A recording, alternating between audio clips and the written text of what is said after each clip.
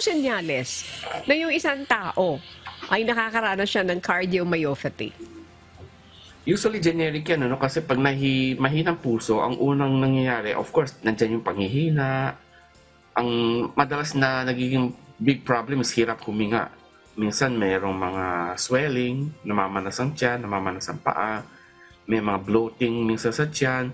Pag nakakahiga ka ng flat, panay ng ubo mo, hindi ka na makahiga ng flat, ayan po yung mga signs ng heart failure na rin. Kasi dahil sa cardiomyopathy, magkakaroon ka ng heart failure.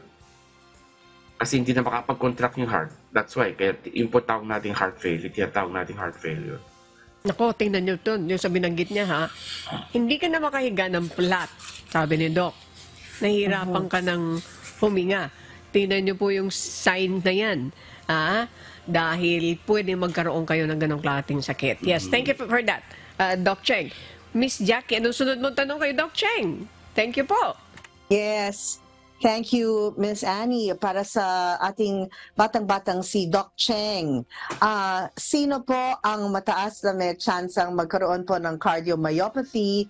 Like kung anong edad, ganyan, mga kababaihan ba, kalalakihan? Yun po, Doc Cheng. Well, yung pinaka-common, yung tinatawag na dilated cardiomyopathy, may mga identified na causes, pero minsan po wala po, no? Sila po yung mga nasa middle age, probably meron parents na may problema din sa heart. Minsan po may kinalaman din sa alcoholic. Minsan naman po may mga sakit siya na coronaries at marami na siyang heart attack episodes, kaya yung heart muscles nagiging hindi na nagko-contract, namamatay yung heart muscles.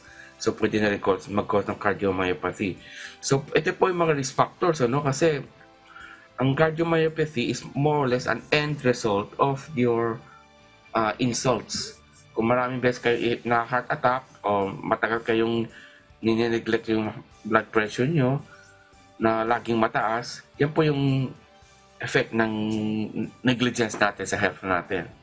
So kung kayo po ay nagkaroon ng heart attack, hindi nyo pinapagamot, eventually magkakaroon kayo ng heart failure or cardiomyopathy.